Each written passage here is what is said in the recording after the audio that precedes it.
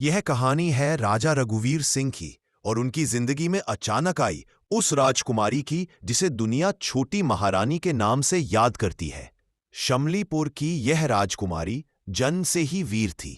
अपने छोटे से राज्य की रक्षा वह अकेले दम पर करती थी और राजपाट को इतनी समझदारी से संभालती थी कि बड़े बड़े मंत्री भी उसकी बुद्धि और पराक्रम की प्रशंसा करते थे। एक दिन अचानक कुछ मुगल शासकों ने शमलीपुर पर हमला कर दिया। चारों तरफ चीख पुकार मच गई।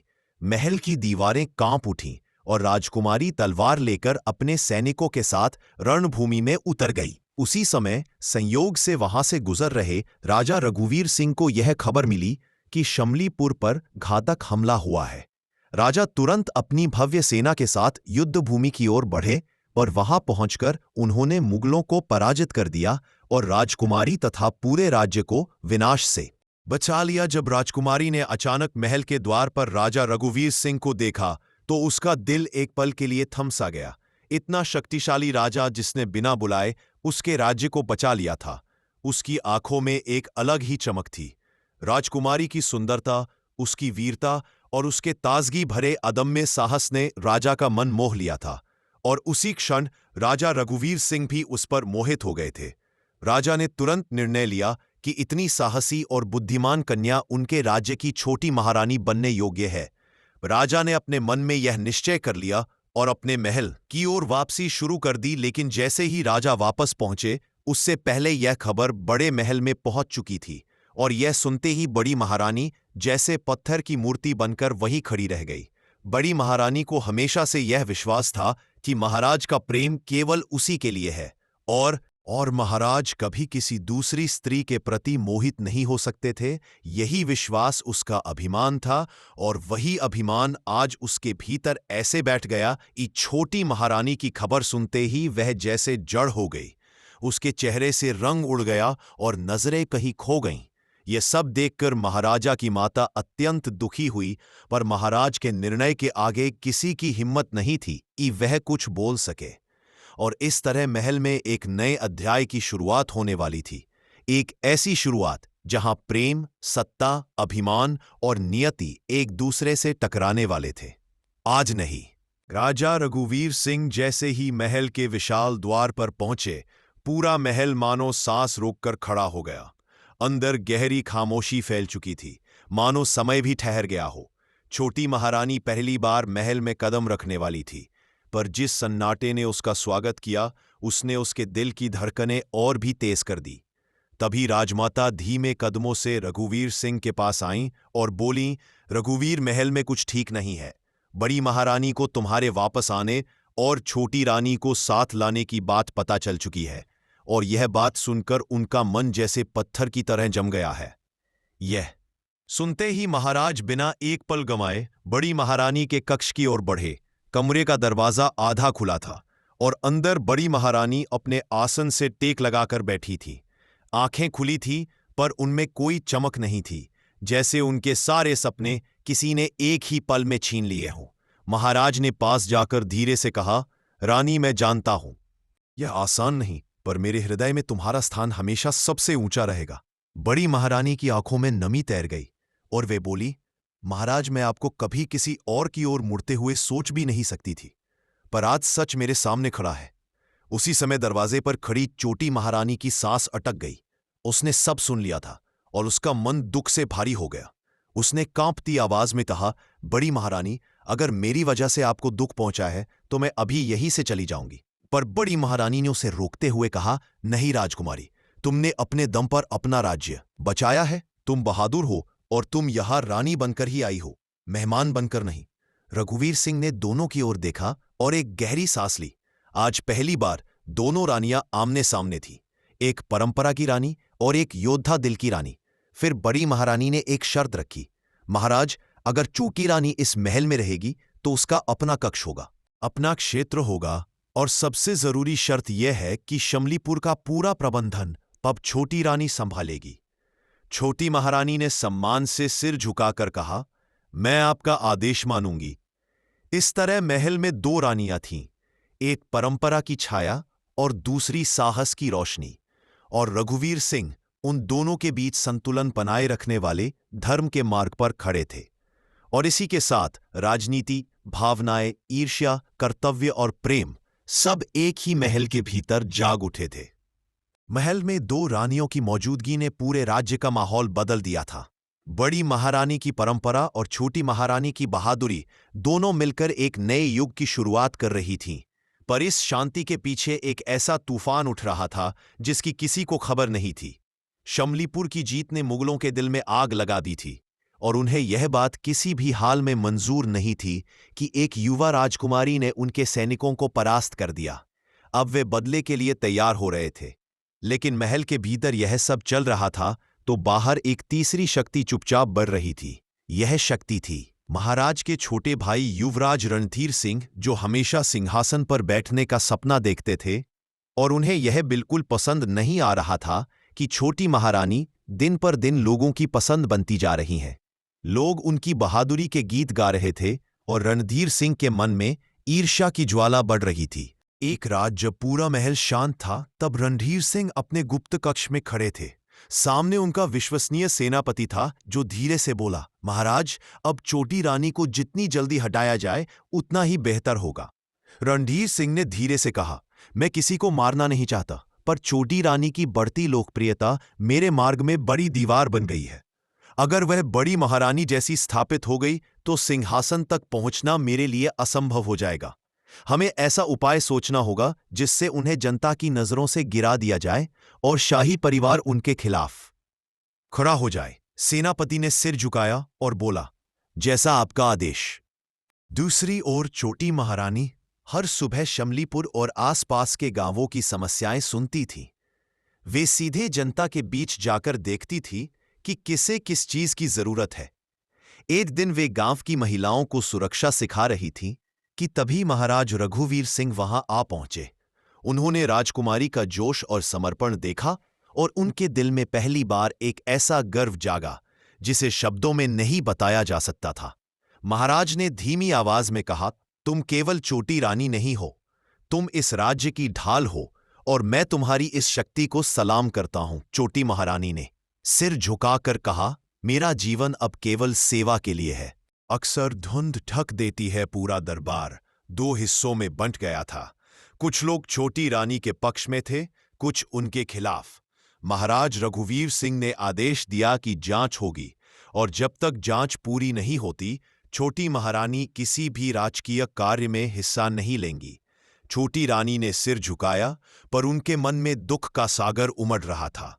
उसी रात बड़ी महारानी उनके कक्ष में आई और बोली, राजकुमारी, मुझे राजनीति के खेलों की आदत है, लेकिन तुम्हारे लिए ये सब नया है। याद रखना, इस महल में हर कोई मुस्कान देकर दोस्ती का हाथ नहीं बढ़ाता। कई लोग हाथ बढ़ाते समय तलवार छुपाकर रखते हैं।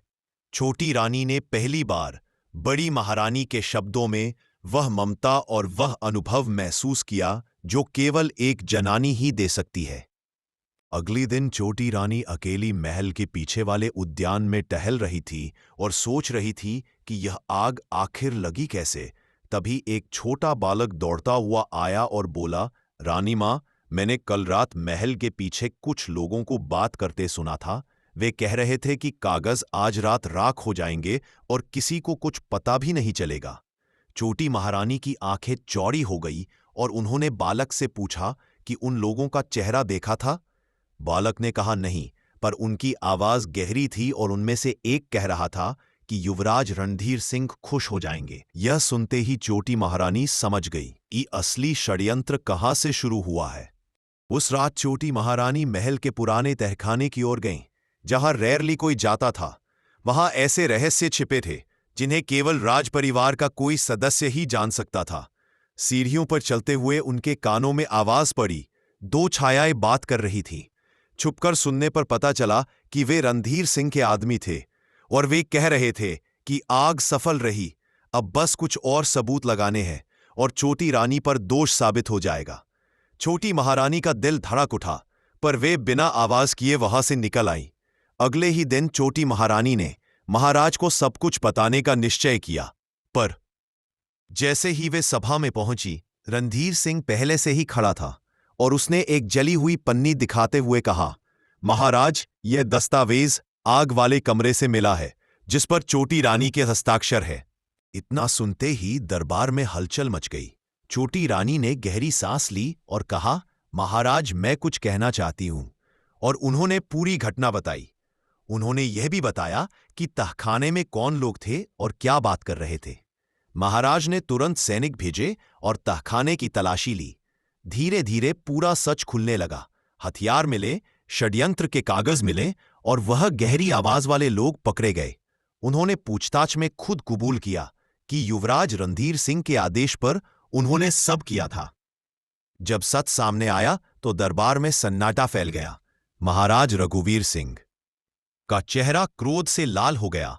वे अपने भाई की ओर मुड़े और बोले, रणधीर सिंह, तुमने राज्य के खिलाफ अपराध किया है और रानी के सम्मान को ठेस पहुंचाने की कोशिश की है। आज से तुम्हें राजकीय अधिकारों से वंचित किया जाता है और तुम महल के उत्तरी भाग में नजरबंद रहोगे। यह सुनते ही रणधीर सिंह के सपने धूल में मिल गए। अब छोटी रानी का सम्मान पहले से भी अधिक बढ़ चुका था। महल और जनता दोनों उनके समर्पण को सलाम कर रहे थे, पर उनके मन में यह भी डर बैठ गया था कि राजनीति केवल तलवार से नहीं, दिल से भी वार करती है। बड़ी महारानी उनके पास आईं और बोली, आज तुमने साबित कर दिया कि तुम केवल योद्धा ही नहीं बल्कि बुद्धिमत्ता की भी रानी हो, और मुझे गर्व है कि मैंने तुम्हें स्वीकार किया।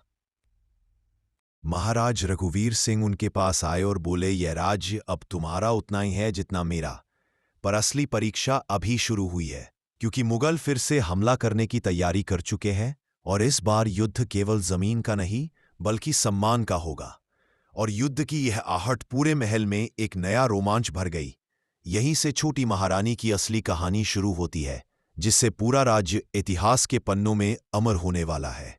महल में सन्नाटा था, पर हवा में एक अजीब सी बेचैनी तैर रही थी, जैसे हर दीवार किसी बड़े तूफान के आने की गवाही दे रही हो। छोटी महारानी रात के अंधेरे में अपने कक्ष की खिड़की के सामने खड़ी थीं। दूर आसमान में किसी दिशा से हल्की सी आग की लालिमा चमक रही थी। उन्हें महसूस हो गया था कि मुगल बेहद पास आ चुके हैं और ये हमला पहले से कहीं ज्यादा भयानक होने वाला है। इसी बीच बड़ी महारानी उनके पास आईं और उन्होंने धीरे से कहा, आज तुम रानी नहीं, युद्ध भूमि की कमांडर हो और मैं तुम्हारे साथ खड़ी हूं, चाहे जो भी हो जाए। सुबह होते ही महल में शंख बज उठा। सैनिकों को इकट्ठा होने का आदेश दिया गया। महाराज रघुवीर सिंह अपने स्वर्ण कवच में तैयार खड़े थे और उनके पास ही छोटी महारानी थी, जिनका रूप किसी देवी से कम नहीं लग रहा था। वे हल्के नीले युद्ध वसन में थी, आंखों में दृढ़ता थी और हाथ में तलवार चमक रही थी। सैनिक उन्हें देखकर जोश में भर उठे और चिल्लाने लगे, शमलीपुर की रानी अमर रहे, उनकी जय हो। इसी समय महल का दरवाजा खुला और नजरबंद किया गया। युवराज रणधीर सिंह बाहर आया। उसकी आंखों में पछतावा था। वह महाराज के सामने आया और बोला, भैया, मुझे अपने पापों का एहसास है। मैंने राज्य के खिलाफ जो भी षड्यंत्र किया वह मेरी महत्वाकांक्षा का अंधापन था, पर आज जब मैंने सुना कि मुगल हमारी सीमा में घुस आए हैं तो मन कांप उठा। राज्य मेरा भी है और मैं चाहता हूं कि मुझे भी युद्ध में शामिल होने की अनुमति दी जाए। महाराज पहले तो मौन रहे, पर छोटी महारानी ने धीरे से कहा, अगर वह सच में पश्चाताप कर रहा है तो उसे मौका देना चाहिए, क्योंकि युद्ध में हर तलवार की कीमत होती है। महाराज ने सिर हिलाया और रणधीर सिंह को सेना में शामिल कर लिया। उधर मुगल शिविर में बेहद हलचल थी। मुगल सेनापति काजी उबैदुल्लाह एक विशाल युद्ध योजना बना रहा था।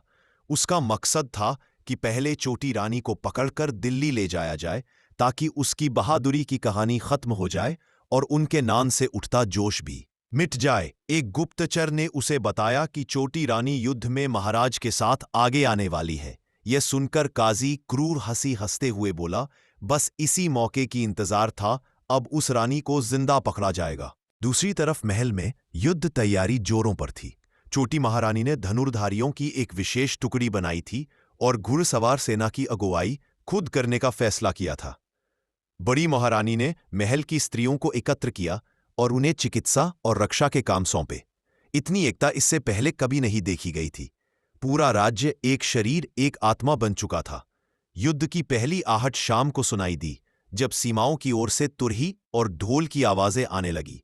छोटी रानी अपने घोड़े पर सवार हुई और एक लंबी सांस लेकर बोली, आज जो भी होगा वह इतिहास बनेगा और हम सबको मिलकर इस इतिहास को जीत में बदलना होगा। सैनिकों ने जोरदार हुंकार भरी और पूरा मैदान गूंज उठा। रात होने से पहले पहला प्रहार हुआ। मुगलों ने अग्निबाणों की बारिश कर दी, पर शमलीपुर की सेना ने ढालें उठाकर दीवार बना ली। छोटी रानी ने तत्परता से तीर चलाया और वह सीधे मुगल सेनापति के झंडे पर जा लगा। इससे मुगलों में हलचल मच गई और महाराज ने पूरे जोश में अपनी तलवार हवा में उठाकर महारानी की ओर देखा। उनकी आंखों में गर्व था। लड़ाई शुरू हो चुकी थी और तलवारों की टनाटन से पूरा मैदान आग की आवाज कर रहा था। छोटी रानी रणभूमि में ऐसी गति से घूम रही थीं कि दुश्मन उनके आगे टिक ही नहीं पा रहे थे। उनके हर वार में साहस था और हर कदम पर एक नई कहानी लिखी जा रही थी। रणधीर सिंह भी पूरी निष्ठा से लड़ रहा था। वह अपने गुनाहों का प्रायश्चित तलवार से कर रहा था। अचानक युद्ध के बीच एक भयानक खबर आई। मुगल एक गुप्त मार्ग से महल के पास पहुंच चुके थे और उनका असली लक्ष्य छोटी रानी को पकड़ना था। यह सुनते ही छोटी रानी का चेहरा कठोर हो गया।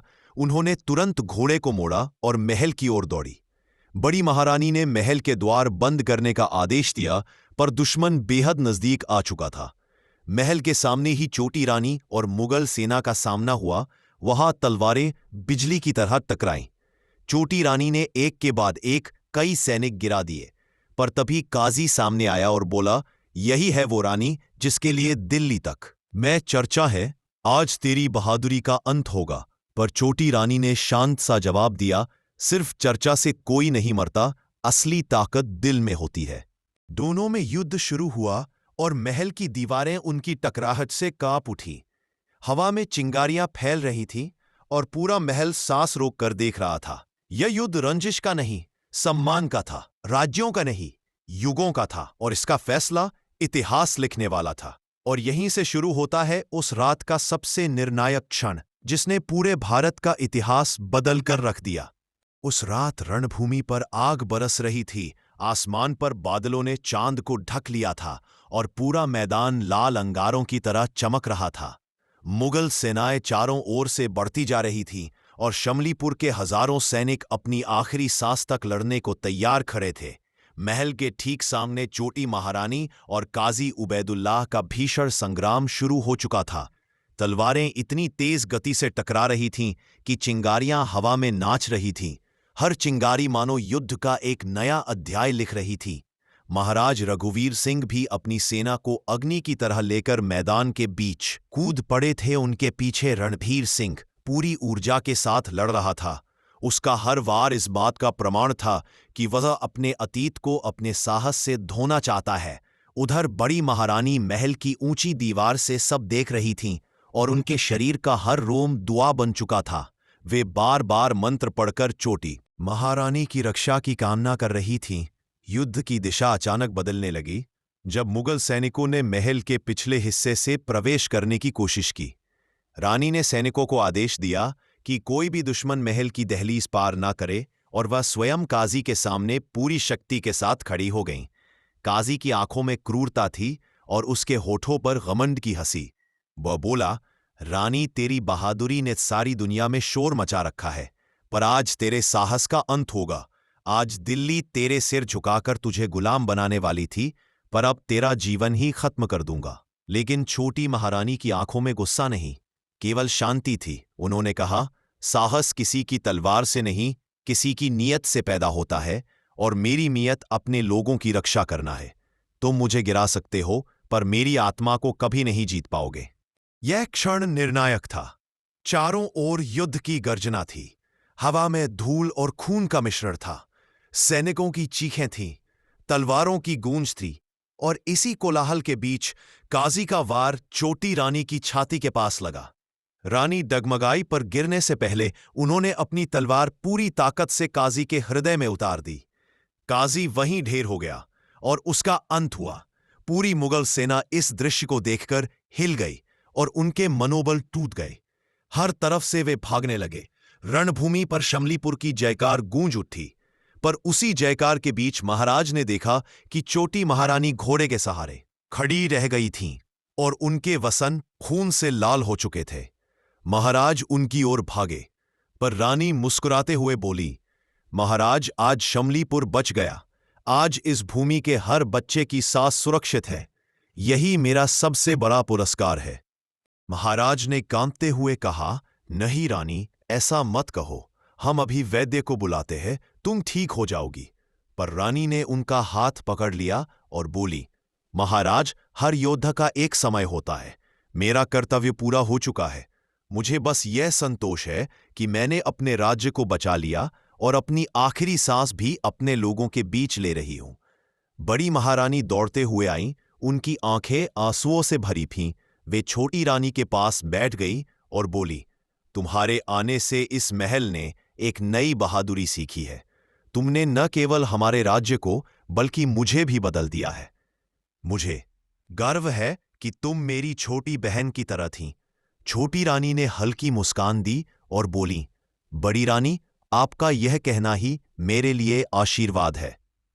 हवा धीरे धीरे शांत हो रही थी। युद्ध थम चुका था। सूरज निकलने वाला था। उसकी पहली किरण रानी के चेहरे पर पड़ी और उसी पल उन्होंने एक गहरी सांस ली और उनकी आंखें धीरे धीरे बंद हो गई। पूरा महल स्तब्ध रह गया। सैनिक घुटनों के बल बैठ गए। बड़ी महारानी रोते हुए रानी के माथे को चूमने लगी। महाराज गरजते हुए आकाश की ओर देख उठे और बोले, आज इतिहास ने अपनी सबसे बहादुर रानी को खो दिया है। शमलीपुर की धरती पर छोटी महारानी के लिए एक विशाल स्मारक बनाया गया, जिसे आज भी लोग वीरता की देवी कहते हैं। उनके बलिदान ने इस राज्य को अमर कर दिया और आज भी उनके नाम पर रणभूमि की हवा गर्व से भर उठती है। वीडियो कैसा लगा, लाइक, शेयर, कमेंट करके हमें जरूर बताएं और चैनल को सब्सक्राइब कर लें, क्योंकि इसका सीजन 2 जल्द ही आएगा, जहां से कहानी एक नए मोड़ पर शुरू होगी। धन्यवाद।